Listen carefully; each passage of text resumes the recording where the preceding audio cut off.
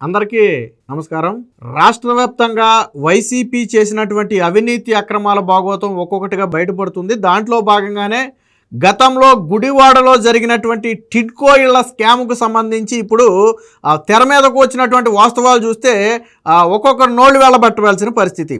సాధారణంగా 2014 నుంచి 19 వరకు అంటే అప్పుడు టీడీపీ ప్రభుత్వం దాదాపుగా 9,000 టిడ్కో ఇళ్లను గుడివాడ నియోజకవర్గ పరిధిలో మొత్తంగా కేటాయించడం జరిగింది.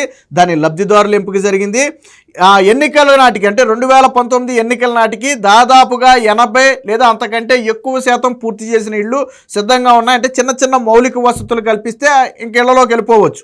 సో ఆ స్టేజ్లో ఉన్నప్పుడు గవర్నమెంట్ మారిన తర్వాత జగన్మోహన్ రెడ్డి ఏళ్ల తరబడి వాటిని పాడుపెట్టాడు తప్ప ఇవ్వటానికి ఒప్పుకోలే. అక్కడ గుడివాడే కాదు, స్టేట్ మొత్తం కూడా ఒప్పుకోలే. బట్ దీని మీద తెలుగుదేశం పార్టీ కరోనా తర్వాత పెద్ద యుద్ధం చేసింది. టిడ్కో ఇళ్ళు ఇవ్వాలని ప్రతి టిడ్కో ఇళ్ల దగ్గరకు టీడీపీ నేతలు వెళ్ళటం, ఇదిగో ఇవి చంద్రబాబు గారు కట్టారు, జగన్ ఎందుకు ఇవ్వట్లేదు అని పెద్ద యుద్ధమే చేశారు. చంద్రబాబు గారు కూడా 2-3 చోట్ల టిడ్కో ఇళ్ళు పరిశీలనకు వెళ్ళారు. సో దాంతో జగన్మోహన్ రెడ్డికి అపవాదం వస్తుంది. ఏంటంటే చంద్రబాబు గారు కట్టెళ్తే జగన్మోహన్ రెడ్డి ఇవ్వకుండా పాడు పెడుతున్నాడని ఒక అపవాదం వస్తుందని భయపడి అక్కడక్కడ ఇచ్చే ప్రయత్నం చేశాడు. అందులో భాగంగానే గుడివాడలో కూడా ఒక 6,000 ఇళ్ళు 7,000 ఇళ్ళు ఇవ్వడం కోసం ఎన్నికలకు కొద్ది రోజుల ముందు హడావిడి చేసి భారీగా వాటిని ప్రజలకు ఇచ్చినట్టుగా చెప్పాడు. విషయం ఏంటంటే తెలుగుదేశం పార్టీ హయాంలో ఎక్కడ వదిలేశారో అక్కడే ఉన్నాయి. తెలుగుదేశం పార్టీ హయాంలో ఎక్కడ వదిలేసారో అక్కడే ఉన్నాయి. కానీ ఇందులో భారీ స్కామ్ జరిగింది. అదేంటి వీళ్ళు పనులు చేయకుండా భారీ స్కామ్ ఎలా జరిగిందనే డౌట్ మీకు రావచ్చు.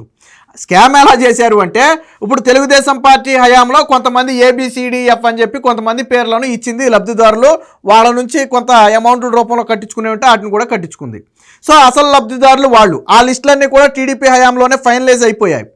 జగన్మోహన్ రెడ్డి వచ్చిన తర్వాత గుడివాడలో కొంతమంది కొడాలి నాని అనుచరులు కొడాలి నాని అండ చూసుకుని లేదా కొడాలి నాని కొనసన్నంలో లబ్ధిదారుల పేర్లు మార్చేశారు. పేర్లు ఉత్తినే మార్చేస్తారా? మార్చారు.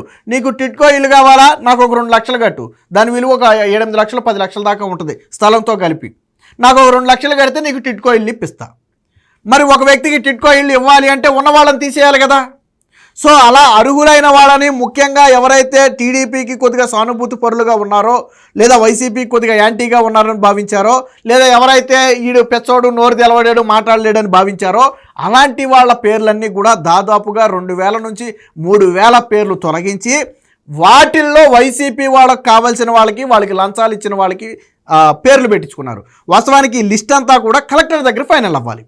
వీళ్ళేం చేశారు తెలివిగా, వీళ్ళకి సంబంధించిన ఒక ఉద్యోగిని ఏకంగా మున్సిపాలిటీలో లింకప్ చేసుకుని ఆ కలెక్టర్ నుంచి వచ్చే లిస్టులోనే పేర్లు మార్చేసి బయటికి తీసుకొచ్చారు.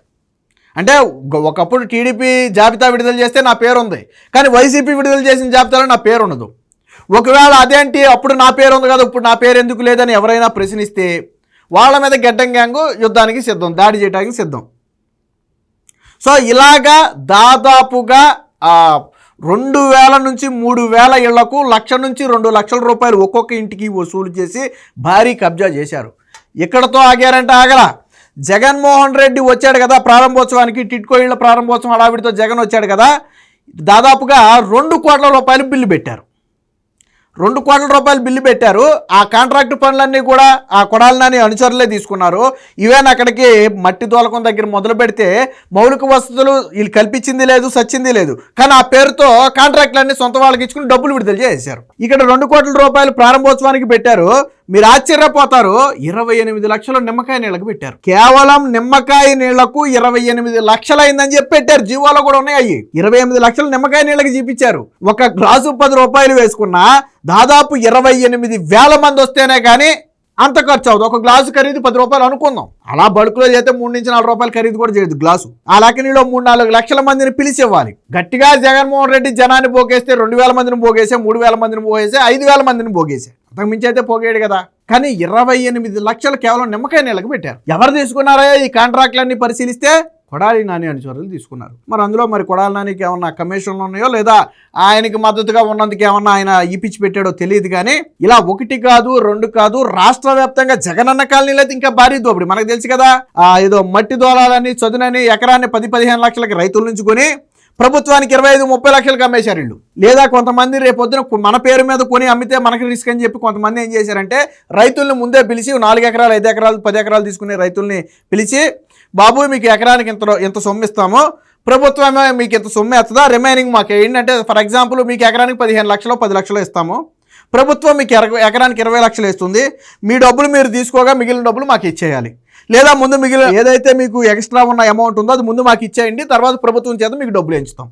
ఇలాగ జగనన్న కాలనీలో దోపిడీ, కట్టిన టిట్కో ఇళ్లలోనేమో ఇలా దోపిడీ. ఇప్పుడు కూటమి ప్రభుత్వం వీటినే ఏదైతే ఈ పేదల ఇళ్ళు అమ్మేసి జగన్మోహన్ రెడ్డి లిస్టులు మార్చేసి దోచుకునే ప్రయత్నం చేశాడో, గుడివాడలో ప్రధానంగా కొడాలి నాని కావచ్చు, కొడాలి నాని అనుచరులు కావచ్చు. సో దీని మీద ఇప్పుడు కూటమి ప్రభుత్వం ప్రధానంగా దృష్టి పెట్టింది. ఎవరైతే లబ్ధిదారులను అర్హుల జాబితా నుంచి తొలగించారో వారందరి ఫిర్యాదుల మేరకు దీని ఒక కేసుగా తీసుకుని దీని మీద విచారణ చేయడానికైతే ప్రభుత్వం సిద్ధమవుతుంది. వాస్తవానికి ఏడాది గడిచిపోయినా కానీ గతంలో ఇదే తెలుగుదేశం పార్టీ ఇలాగ అన్యాయం జరుగుతుందని చెప్పి ప్రశ్నించింది. బట్ ఏడాది గడిచిపోయింది, ఇంకా వీళ్ళ మీద చర్యలు తీసుకోవట్లేదనే ఒక అసంతృప్తి ఎవరైతే ఈ అర్హుల జాబితా నుంచి అనర్హులుగా మార్చేసి తీసేసారో వాళ్ళలో ఉంది.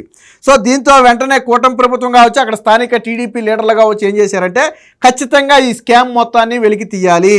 ఎవరైతే ముఖ్యంగా వైసీపీకి అనుకూలంగా ఉన్న వారికి ఇందులో ఇచ్చుకున్నారో తిరిగి వారందరినీ తొలగించి నిజంగా అర్హుల జాబితా ఏదైతే మొదట విడుదలైన అర్హుల జాబితా ఉందో దాని ప్రకారమే ఇళ్ళు కేటాయించాలి. ఈ కాంట్రాక్టులు కావచ్చు, ఈ నిమ్మరసానికి 28 లక్షలు కావచ్చు, లేదా ఓపెనింగ్ సెరమనీకి 2 కోట్ల బిల్లు కావచ్చు, వీటన్నిటి మీద కూడా విచారణ చేసి వారందరినీ కూడా కఠినంగా శిక్షించాలని చెప్పి భావిస్తున్నారు. దీంతోనే కూటమి ప్రభుత్వం అయితే ఈ దశకు అడుగులు వేస్తుంది. బహుశా ఈ టిట్కో ఇళ్ల ఏదైతే ఈ స్కామ్ ఉందో, ఏదైతే జాబితాను మార్చేసి స్కామ్ చేశారో ఈ స్కామ్ మొత్తం మీద కూడా ఒక కమిటీని ఏర్పాటు చేసి దీని మీద విచారణ చేయాలని భావిస్తున్నట్టు తెలుస్తుంది. దీంతో ఈ విషయం తెలిసినటువంటి వీళ్ళందరూ కూడా ఒకసారిగా ఉలిక్కిపాటుకు గురయ్యారు. అటు ఎవరైతే వైసీపీకి అనుకూలంగా ఉండి టిట్కో ఇళ్ళు దొడ్డిదారిని పొందారో వాళ్ళకి భయం పట్టుకుంది.